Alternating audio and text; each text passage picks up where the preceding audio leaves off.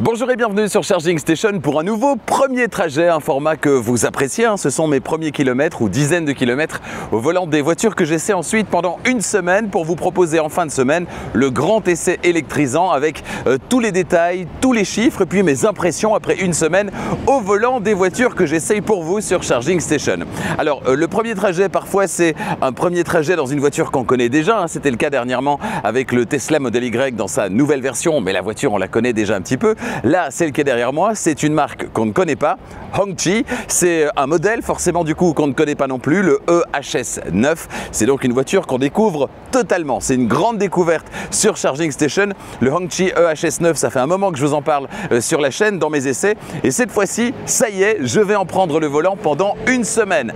Alors, il se veut être le représentant du luxe à la chinoise. Qu'est-ce que ça vaut? Eh bien, je vais le décortiquer pour vous. D'abord dans ce premier trajet et puis ensuite dans quelques jours dans le grand essai électrisant. Alors, on va s'intéresser à l'extérieur. Il y a pas mal de choses à dire, à l'intérieur également. Et puis mes premières impressions sur la route pour ce trajet retour. Un trajet retour qui va mettre 2 heures quand même, donc j'aurai bien le temps d'essayer ce Hongqi EHS9. On commence par l'extérieur. Le moins que l'on puisse dire, c'est qu'il en impose. Il est très long, ce Hongqi EHS9. Il est très large, très carré, très musclé, une belle prestance. Et puis évidemment, ce qui est intéressant, c'est surtout l'avant. L'avant qui est pour le moins expressif avec cette signature lumineuse tout d'abord qu'on va retrouver ici en forme de boomerang. On a également une partie lumineuse centrale ici. Et puis alors cette calandre qui est absolument énorme. Pour le reste, qu'est-ce qu'on a? On a finalement une ligne générale qui est relativement équilibrée. Je ne le trouve pas disgracieux. On a de belles jantes également, des jantes relativement pleines d'ailleurs. C'est la tendance, histoire d'augmenter autant que faire se peut l'efficience.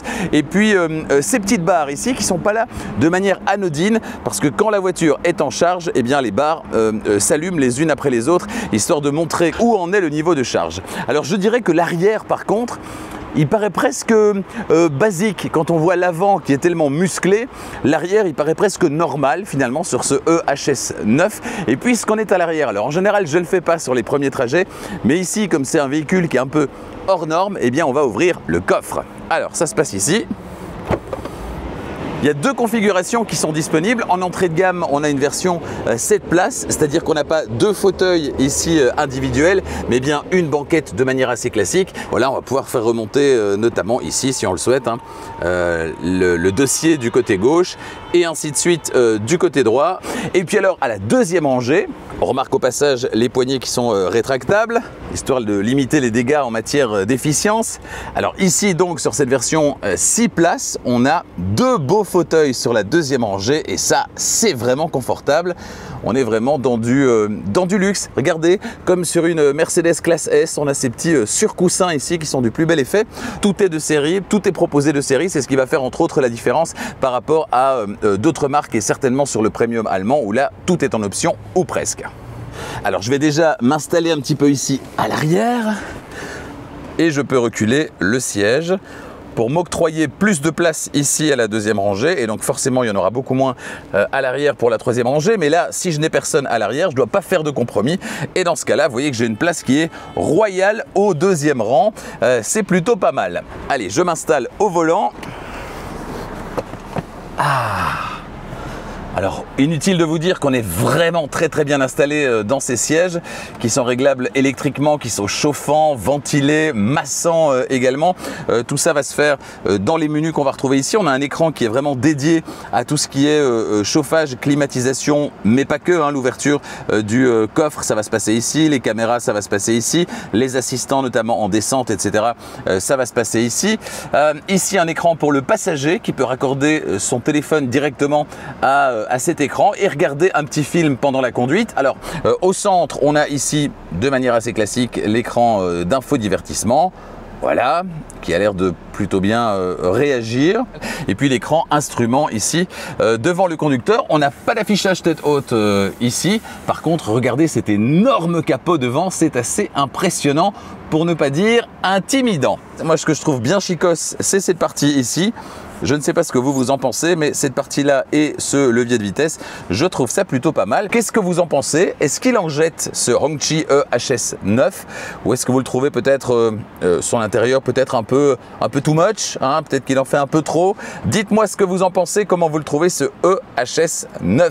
En ce qui me concerne, je vais installer les petites caméras, prendre mes petits repères, connecter Apple CarPlay, Android Auto. Ce sera Apple CarPlay me concernant et ce sera uniquement avec fil. Ça, c'est peut-être un petit peu dommage.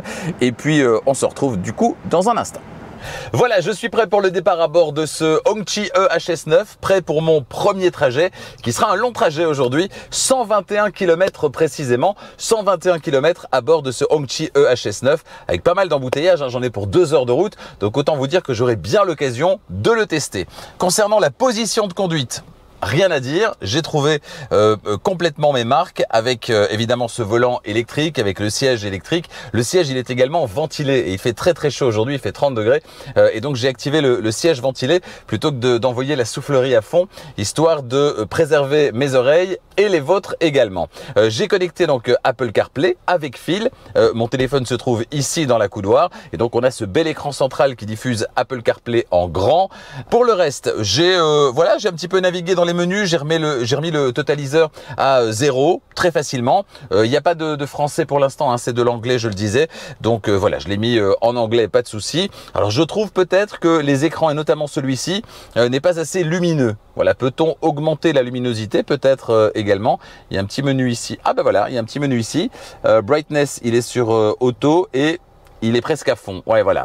Donc c'est un petit peu dommage. Encore un petit réglage micro-réglage de siège, mais c'est bon. Dans ce cas-là, une chose à faire, le pied sur le frein, je bascule en D avec ce sélecteur de vitesse qui est vraiment classe. Ici, c'est très bien également. Et c'est parti. Et là, c'est vraiment les tout premiers mètres à bord de ce Hongqi EHS9. Bon, sans surprise, on a bien cet effet mastodonte, hein. Ouf, la suspension fait très très bien son travail. On a une suspension pneumatique sur ce véhicule. Petite accélération. C'est très très silencieux, hein. Je suis bien curieux de connaître la consommation. On a une énorme batterie sur ce véhicule. 120 kWh brut, ça donne 111 kWh net. Une énorme batterie, mais on est à près de 2,7 tonnes sur cette version. Autant vous dire que la consommation, à mon avis, sera pas rien du tout et je suis bien curieux de connaître du coup l'autonomie réelle de ce véhicule sur une seule charge. Encore une petite accélération. Je testerai le massage tout à l'heure. En tout cas, les sièges ventilés, c'est très agréable, certainement par cette chaleur parce qu'on a beaucoup de surface vitrée ici. Je dois vous dire que jusque là ça se passe plutôt bien, je suis bien installé, j'ai bien pu reculer le volant comme j'aime bien, donc ça c'est sympa, c'est très confortable, c'est très silencieux. Par rapport au régulateur de vitesse adaptatif, alors ici je l'ai enclenché, en fait il y a un deuxième commodo ici à gauche en bas, je peux aller vers l'avant, dans ce cas là il est désactivé, ou bien je peux tirer, dans ce cas là il est activé, vers le haut ou vers le bas je passe de 5 en 5 et si je maintiens vers le haut ou maintiens vers le bas, voilà ça passe de 1 à 1. Le petit son qui indique l'activation ou la désactivation est pas mal. Ici j'arrive derrière une voiture, elle ralentit gentiment, donc ça a l'air d'être bien géré. Et pour ce qui est du maintien dans la voie de circulation, alors l'alerte de franchissement de ligne intervient plutôt à bon escient, je dirais, et pas intrusive non plus, donc ça ne sonne pas à tout bout de champ. Voilà, c'est une petite alerte qui vous ramène vers le centre de la voie de circulation. Par contre, je suis un régulateur de vitesse adaptatif, je n'ai pas trouvé comment activer le maintien au centre de la voie de circulation. Pourtant, ça doit être possible parce que j'ai un petit volant blanc qui s'affiche à côté du régulateur de vitesse et donc j'imagine qu'il passe en vert lui aussi quand la voiture le fait. Mais ça, j'ai pas encore bien trouvé comment le faire, mais ça doit être possible. En tout cas, pour une voiture chinoise, de ce que j'ai vu jusque-là et de ce que j'ai eu l'occasion de tester en matière de bip, d'aide à la conduite, etc. Ça a l'air franchement pas mal. Ça a l'air vraiment bien. Un petit point intermédiaire après près de 40 km parcourus et quelques petits trucs quand même un petit peu agaçants. Alors la première chose, c'est que je ne suis pas parvenu encore à activer le maintien au centre de la voie de circulation. Il y a toujours ce petit volant blanc qui est là. J'aimerais qu'il passe en vert, mais c'est pas très intuitif, donc je ne sais pas comment faire pour l'activer au niveau du volant, des commandes, etc. J'ai regardé un petit peu dans les menus, bon, j'ai pas trouvé. Deuxième chose, c'est que au niveau du volant toujours, bon, à vitesse autoroutière, on a le volant qui tremble un petit peu. Bon, ce qui est pas très chouette. Alors pas du tout quand on a les mains dessus, mais si je le lâche, voilà, il a tendance à trembler un petit peu. C'est pas bien grave, probablement une question de réglage. D'autres choses, toujours un petit peu dans les choses un petit peu agaçantes, notamment les clignotants. Les clignotants, si vous les activez, ils vont se mettre à clignoter, vous entendez le petit bruit. Si par contre il y a une alerte voilà, par exemple dans les rétroviseurs, hein, l'alerte d'angle mort qui s'active à ce moment-là, ou si vous avez un message de la voiture à ce moment-là, eh bien les clignotants fonctionneront toujours, mais vous ne les entendrez plus, ce qui est très perturbant. Par contre, quand le message va s'arrêter, eh bien là, on dirait qu'ils vont rattraper le retard, et donc ça va faire clic, clic, clic, clic, clic, clic, clic. Et puis ça va clignoter normalement. Voilà, ça fait pas très sérieux, c'est pas top. Puis alors je râle, je peste en général sur les voitures qui parlent pas bien français quand elles sont normalement en français. Bon, celle-ci elle est pas encore en français, je l'ai mise donc en anglais, et même en anglais il y a des choses qui sont pas correctement traduites, soit des abréviations qui sont un petit peu étranges. Et puis alors dans le système d'infodivertissement, le mode sport, il y a 2 lettres qui sont inversées. Voilà. Ça me dérange aussi, hein, surtout dans une voiture qui se veut être premium, hein, c'est comme ça que la marque se revendique, la marque Hongqi. Bon, ça me dérange un petit peu quand même. Et alors un autre point qui me dérange également, c'est au niveau de la climatisation. Je l'ai mise en mode automatique. Alors il fait très chaud à l'extérieur, il fait 30 degrés à l'extérieur. À l'intérieur, j'ai l'impression d'être dans un réfrigérateur. Je l'ai mis à 26 degrés. Et pourtant, elle continue à refroidir. Donc ça souffle vraiment très froid. J'étais à 24, je l'ai passé à 26. Ça souffle encore froid. Donc je vais l'augmenter à 28 degrés. Voilà, synchronisé, donc 28 degrés. Et là, je pense que ça va, voilà, ça commence seulement à arrêter de souffler froid en le mettant à 28 degrés. C'est un petit peu étrange aussi. Concernant la récupération d'énergie, là par contre, j'ai trouvé comment la moduler. Ça se passe ici. Alors autant vous dire que quand vous aurez choisi votre modulation préférée, votre niveau préféré de récupération, eh bien c'est fini, vous n'y toucherez plus parce que c'est perdu dans les menus. Alors que si vous aviez des palettes derrière le volant, vous pourriez la moduler beaucoup plus facilement évidemment, ou encore des boutons sur le sélecteur de vitesse. Ce n'est pas le cas, c'est dans les menus. Vous pouvez régler sur Low, Lower, Standard, Higher ou High. Donc il y a 5 niveaux différents. Malheureusement, le niveau le plus élevé reste relativement faible. Alors pas tant quand il est en récupération maximale, au maximum de sa puissance, mais ça veut dire que cette récupération maximale qui est 50% en fait, elle n'intervient pas tout de suite. Elle intervient au bout de quelques secondes et de manière progressive. Donc pour moi, c'est pas une bonne manière de procéder. Quelque chose de beaucoup plus direct et plus facile à réguler. On lève le pied, puis ça ralentit. On lève fort le pied, et bien ça ralentit fort. C'est beaucoup plus simple. Ici, on lève le pied en une fois et la récupération arrive progressivement jusqu'à atteindre 50%. En mode low, c'est-à-dire faible récupération, on est à 9%. Donc là, c'est un léger ralentissement, mais on a plus l'impression que la voiture se laisse aller, alors qu'en mode high, ça récupère beaucoup plus, 50%, mais il faut attendre un petit peu et ça c'est un petit peu dommage. Moment émotion sur ce premier trajet puisque j'ai derrière moi, elle va me dépasser, une Fisker Ocean, le SUV Fisker Ocean qui passe juste là, voilà. Doit être l'un des seuls qui a été immatriculé en Belgique et on le sait, la marque a déposé de bilan, donc il n'y en aura pas d'autres. Voilà, ça fait tout bizarre de voir un Fisker Ocean sur la route en vrai. Ah, c'est quand même dommage de voir une marque comme ça, avec un modèle finalement assez prometteur, mais qui n'était pas vraiment abouti en termes de développement. Et donc, ben voilà, ce qui devait arriver arriva et la marque disparaît. Je vais essayer, en ralentissant, de ne pas être distrait et de ne pas l'emboutir, parce que autant celle-ci, on va pouvoir la réparer, autant celle-là, ça va être compliqué puisque la marque a déposé le bilan. Il reste 21 km à parcourir sur ce premier trajet, ça veut dire que je viens de rouler 100 km au volant de ce Hongqi EHS 9. Bientôt le premier bilan, ça ce sera quand on arrivera au terme de ce parcours, quasiment au terme de ce parcours. Ce que je peux dire jusque là, c'est qu'en termes de consommation, on est à 26,8 pour ce que ça vaut. Voilà, on n'est pas vraiment sur la semaine complète, plusieurs centaines de kilomètres, etc. Là, c'est les 100 premiers kilomètres. J'ai eu beaucoup de voies rapides, mais où j'étais fortement ralenti parce qu'il y avait pas mal d'embouteillages. Donc ça ne veut pas dire grand-chose. Bon, c'est élevé évidemment, mais je m'attendais pas à une consommation moins élevée que ça. Qu'est-ce que ça donnera au terme de la semaine? Vous le saurez dans le grand essai électrisant.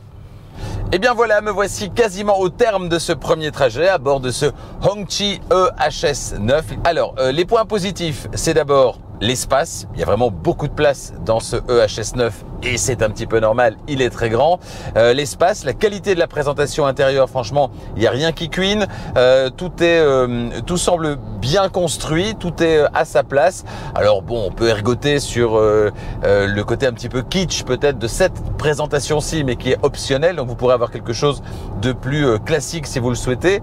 Donc de l'espace, une belle présentation. On a des sièges qui sont extrêmement confortables. Les suspensions pneumatiques sont confortables également. Et puis les petites déceptions, je dirais, c'est principalement la récupération d'énergie qui selon moi n'est pas assez élevée, et même dans le mode le plus élevé, il y a 5 modes, on l'a vu, elle n'arrive pas tout de suite. Là, un petit exemple, je suis à 80 km/h, je lève le pied, il se passe rien, et là, voilà, elle commence à arriver, et là on est à moins 35%. Donc ça ne vient pas tout de suite et c'est vraiment dommage parce que ça veut dire qu'on va générer plein de situations dans lesquelles on va devoir mettre le pied sur le frein simplement parce que la récupération n'arrive pas tout de suite, et ça c'est vraiment dommage. Le comportement, tout à fait satisfaisant, mais en sachant que cette voiture elle pèse 2,7 tonnes, donc on n'est pas sur une Peugeot 205 GTI, vous voyez, on n'est pas sur une voiture extrêmement agile. Bon, c'est bien normal, les accélérations sont largement suffisantes, on en reparlera dans le grand essai. Et puis il y a toutes ces petites choses qui régulièrement sur les voitures chinoises viennent nous ennuyer. Les menus mal traduits, bon là en l'occurrence elle ne parle pas encore français, donc c'est mal traduit en anglais, il y a quelques mauvaises traductions en anglais. Le volant qui tremble un petit peu, la voiture tire un peu à droite, bon ça c'est probablement un petit réglage à effectuer. Il n'y a pas beaucoup de personnalisation au niveau des menus, ça on peut le regretter également. Pour le reste, la réactivité elle est plutôt bonne, on a plutôt une bonne nouvelle, une bonne impression de ce côté-là. Apple CarPlay, vous le voyez, Android Auto, ça occupe vraiment tout l'écran, donc ça c'est vraiment très très agréable. Malheureusement, c'est avec fil, donc ça c'est un petit bémol. Non, globalement, je dirais que au terme de ces 120 km, ce que je retiens évidemment, c'est le confort. C'est vraiment hyper confortable. J'ai passé 2 heures sur la route, j'ai pas vu passer ces 2 heures. Tellement cette voiture elle est confortable, il y a le massage, il y a les sièges ventilés, donc il y a vraiment tout. Pour un peu plus de 100 000 € dans cette configuration, les prix démarrent bien en dessous de 100 000 €. Donc c'est clair que si on compare avec un mastodonte équivalent allemand, autant vous dire que là, c'est imbattable, hein. Ici, tout est compris.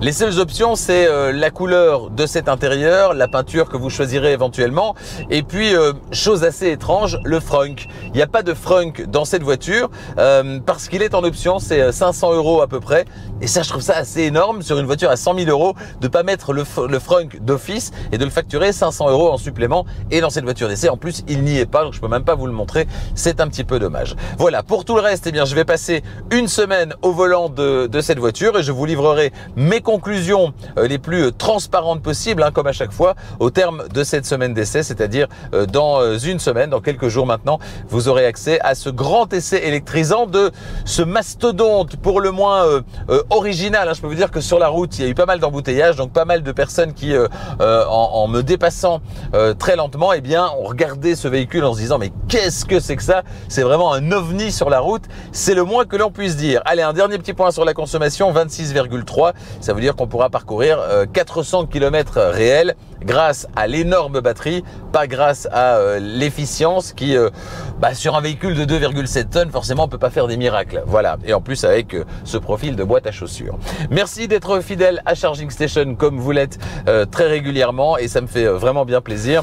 N'hésitez pas à vous abonner si ce n'est pas déjà fait, et n'oubliez pas d'activer la clochette des notifications pour être prévenu dès qu'une nouvelle vidéo électrisante est disponible. Vous serez comme ça prévenu dans quelques jours quand sortira le grand essai électrisant de ce Hongqi JEHS 9. Voilà, un petit kilomètre à parcourir et je serai à la maison. Merci de votre fidélité, merci d'avoir regardé cette vidéo et à bientôt.